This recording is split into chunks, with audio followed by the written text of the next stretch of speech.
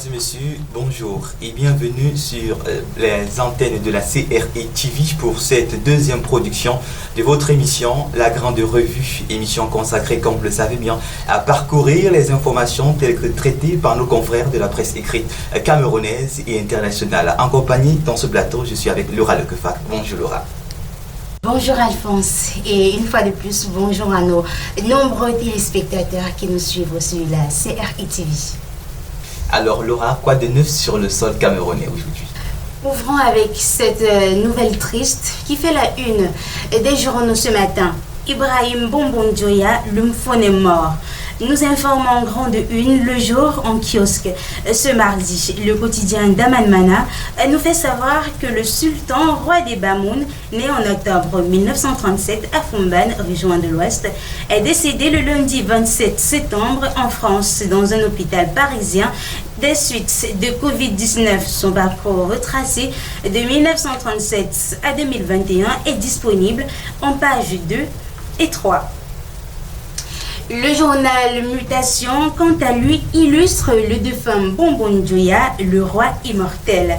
À 84 ans, selon notre confrère, le sultan des Bamoun demeure présent dans le débat public grâce à son franc-parler et ses prises de position avant-gardistes de la page 7 à la page 9.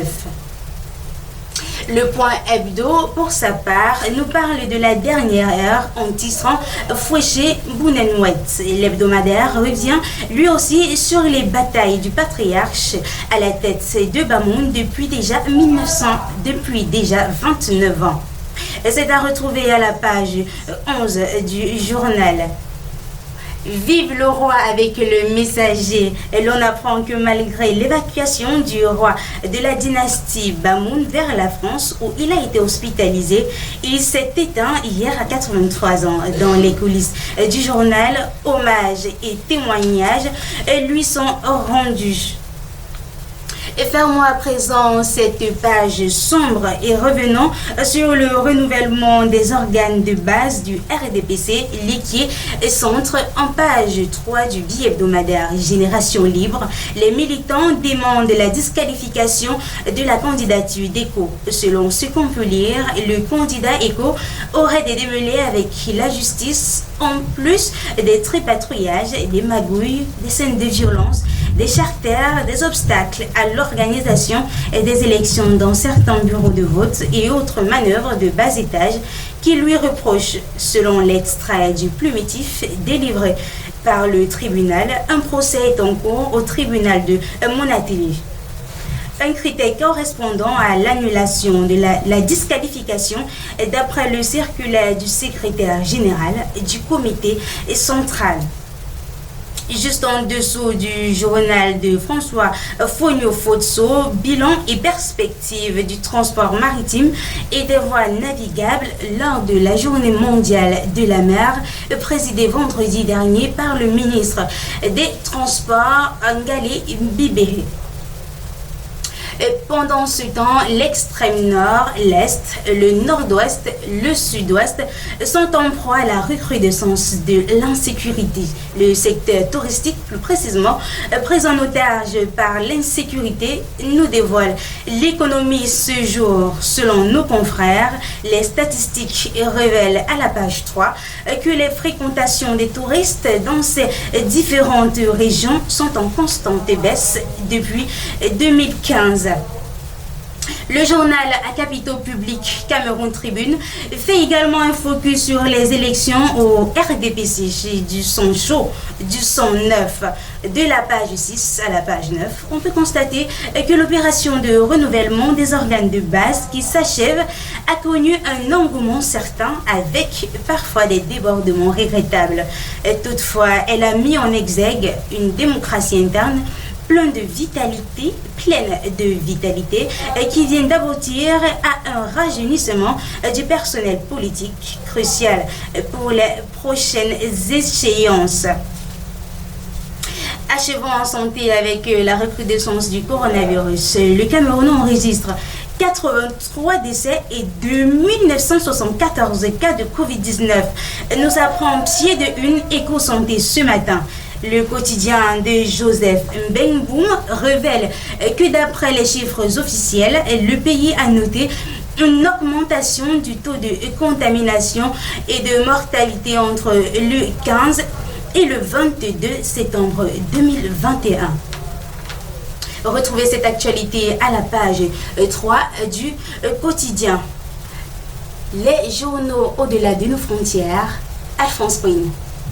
Laura, ce mardi, la presse internationale est meublée par la réconciliation, le Covid-19, mais surtout beaucoup d'interrogations. Et sans plus tarder, nous commençons par le bélier étripé, pour sa part, qui se tourne sur le prétendu détournement au groupe parlementaire PDCI, en titrant à sa une Blessi Prédoumi mettre fin au débat. Il n'y a aucun détournement. Le journal continue par voici où se trouve l'argent détourné des députés. Retrouvez l'intégralité de l'information dans le journal en kiosque ce matin. Le quotidien, le sursaut de ce matin, quant à lui, se tourne sur les bruits au sommet de l'État et titre à sa une, le ministre a-t-il vraiment fait ça? À la chanteuse, une scrabeuse affaire qui risque de remuer le gouvernement de Ouattara.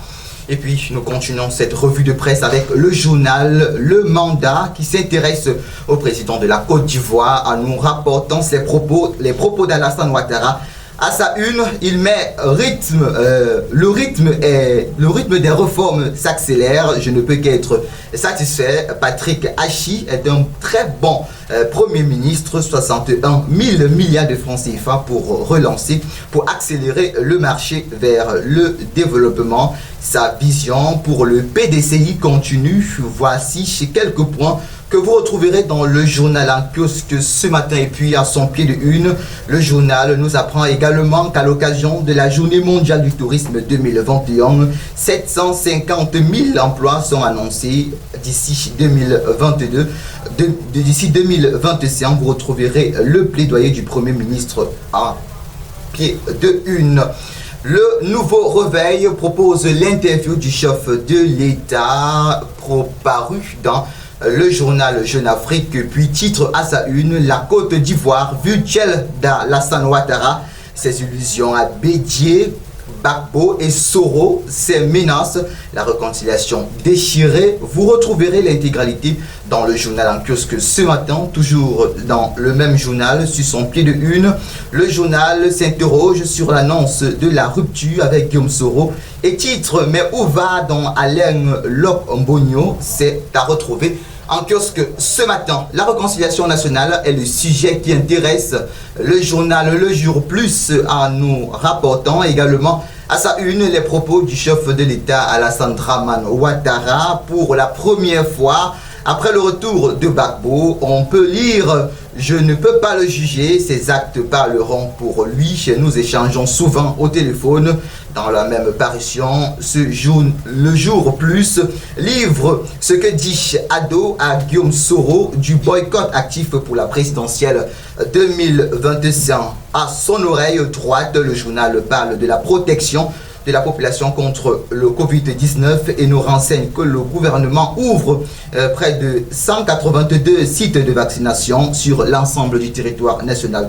Vous retrouverez certainement la liste de ces sites dans l'apparition de ce jour en kiosque.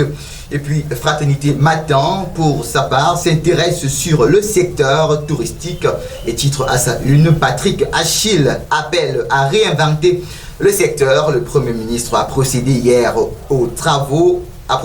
les travaux de la journée mondiale du tourisme au Sofel Abidjan Hôtel Ivoire. Vous retrouverez toute l'information en page 10 du journal en kiosque ce matin. Et puis, le site d'information abamako.com se tourne du côté du Mali et titre « Possible retour des élections ». L'important, c'est la crédibilité du Premier ministre. Selon le site, les élections présidentielles et législatives prévues au pays au début 2022 pourront être reportées dans quelques mois ou dans quelques semaines. Et puis vers du côté de l'Europe, Libération fait un tour et nous propose à sa grande une IVG, ces Français obligés d'avorter à l'étranger. Selon certaines informations, même si il est légal de pratiquer l'avortement en France, le délai initial de 10 semaines est allongé à 12 de grossesse en 2021 ne doit pas être dépassé. Et puis nous terminons cette revue de presse internationale avec le quotidien L'Humanité qui s'interroge sur le Covid-19 et titre à sa une: le pire est-il derrière nous avec la diminution de la circulation des SARS-CoV et l'allègement des restrictions, la France pourrait se croire sortie d'affaires, mais les experts mettent en garde contre une possible reprise du virus en cette période de froid. C'est ici que s'achève cette aventure matinale. Madame, Monsieur, merci d'avoir été des nôtres ce mardi. On se retrouve demain à la même heure. Les informations se poursuivent sur la CRI TV. À demain, Alphonse. À demain, le gloire de Kefa.